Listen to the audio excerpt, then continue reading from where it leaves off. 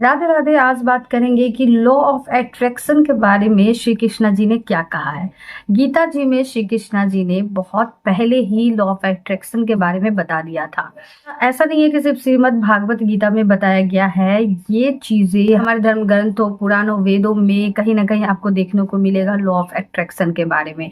आज जानेंगे कि गीता जी में श्री कृष्णा जी ने कैसे लॉ ऑफ अट्रैक्शन के बारे में बताया है। लॉ ऑफ अट्रैक्शन में क्या कहा है कि आप जैसा सोचोगे वैसा ही मिलेगा। आप जहां ध्यान केंद्रित करोगे वैसे ही चीजें, वैसी ही दुनिया आप बना लोगे अपने लिए।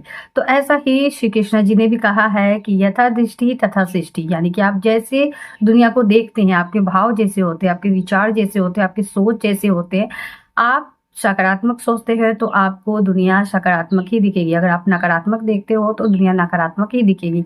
जैसे कि अगर आप अपना ध्यान दुख पे केंद्रित करते हो तो आपको दुख ही मिलेगा, अगर सुख पे केंद्रित करते हो तो आपको सुख ही मिलेगा। लॉ ऑफ अट्रैक्शन भी यही कहती है और श्री कृष्णा जी भी यही कहते हैं। श्री कृष्णा जी ने भी मन को मुक्ति का द्वार कहा है और मन को ही बंधन कहा है। और श्री कृष्णा जी ने बताया है कि अगर आप मन को समझ लेते हैं, अपने मन को कंट्रोल कर लेते हैं, मन को अपने वश में कर लेते हैं तो आप कुछ भी कर सकते हैं। यानी कि आप अपने मन को सही दिशा में ले जाते हैं तो आप कोई भी असंभव काम कर सकते हैं। तो मन को सही दिशा में ले जाने के लिए क्या करना पड़ता है? मेडिटेशन और ध्यान।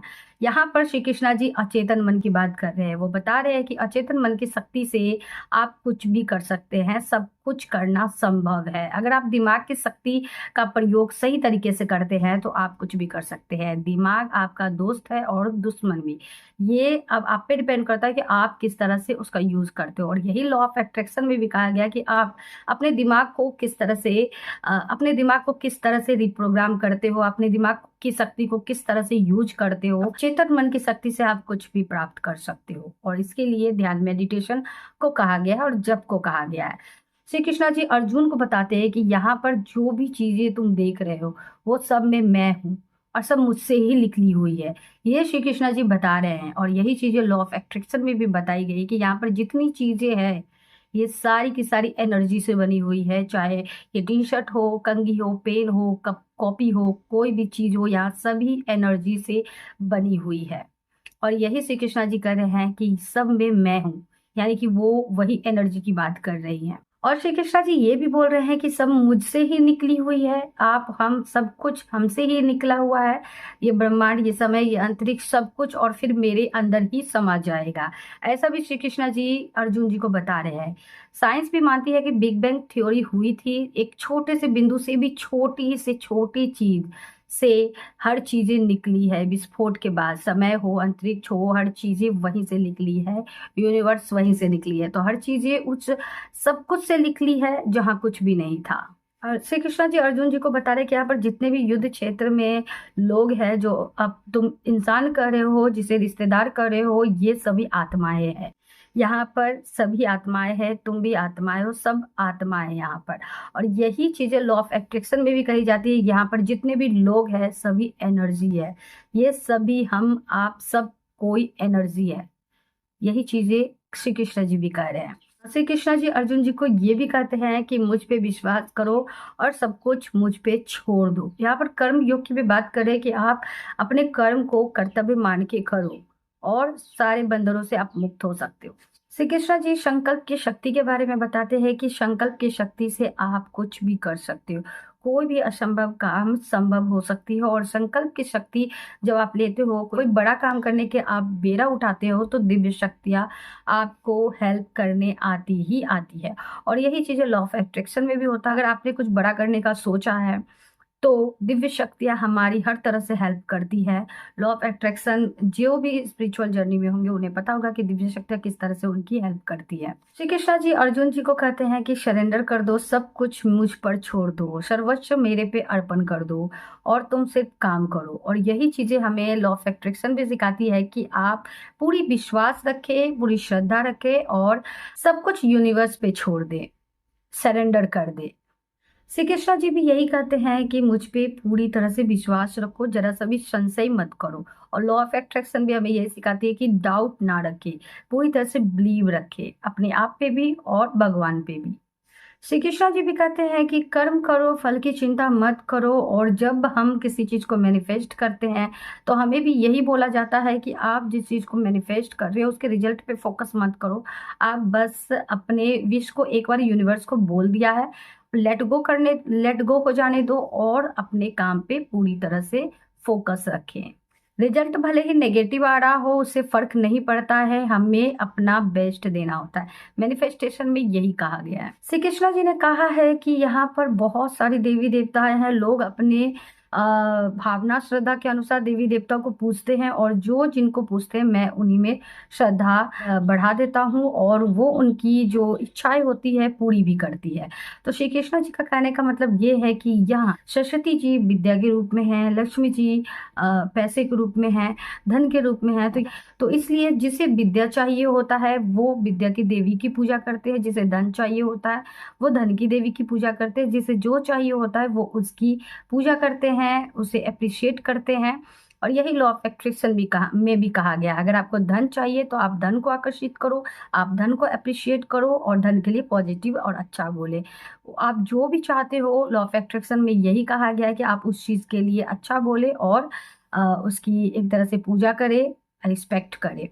और श्री कृष्णा जी भी ने भी वही कहा है कि जो भी लोग यहाँ देवी देवता के अलग अलग की पूजा करते हैं वो उनकी मनोकामना को पूरी करते हैं। लेकिन यहाँ पर श्री कृष्ण जी ने कहा है जो मुझे पूछता है, यानी कि जो श्री कृष्णा जी को पूछता है, परमपिता परमेश्वर को, पर ब्रह्म को पूछता है, वो मोक्ष को प्राप्ति हो जाता है, वो इस बंधन से मुक्त हो जाता है। अगर पीस चाहिए आपको तो वो श्री कृष्णा जी की ही पूजा करने से मिलेगी। लेकिन अगर हाँ, लॉ ऑफ अट्रैक्शन का आप यूज कर रहे हैं और करते हैं तो ये अच्छी बात है, कीजिए, क्योंकि हमारे जीवन को अच्छा बनाने के लिए ही ये है, ताकि हम पॉजिटिव रहे और अच्छा सोचे, आत्मविश्वास रखें अपने आप में। लेकिन हर चीज पाने के बाद भी कुछ अधूरा लगेगा, और यही है कि आपको पीस नहीं मिलेगी। और पीस के लिए आपको, ये दुनिया की कोई भी चीजें हैं उसे आप जब तक मांगते रहेंगे तब तक आपको पीस नहीं मिलेगी। लेकिन आप जिस दिन पर ब्रह्म परमात्मा से जुड़ जाएंगे और सिर्फ उन्हें मांगेंगे तो उस दिन आपको पीस मिल जाएगी। तो हमारे श्री कृष्णा जी, हमारे धर्म, हमारे ग्रंथ, हमारे जो पुराण है, सभी जगह ये लॉ ऑफ अट्रैक्शन की बात हुई है, ये कोई नई बात नहीं है। लेकिन जिसे जिसे जैसे जैसे एक्सपीरियंस हुआ उन्होंने अपने बुक को लिखा, अपने एक्सपीरियंस को लिखा और उन चीजों को सरल शब्दों में समझाया है। जैसे कि द सीक्रेट में बताया गया है, तो द सीक्रेट 2006 में आई थी। ऐसा नहीं है कि इससे पहले लॉ ऑफ अट्रैक्शन नहीं था। श्री कृष्णा जी ने तो बहुत सालों पहले, हजारों सालों पहले ही बता दिया था।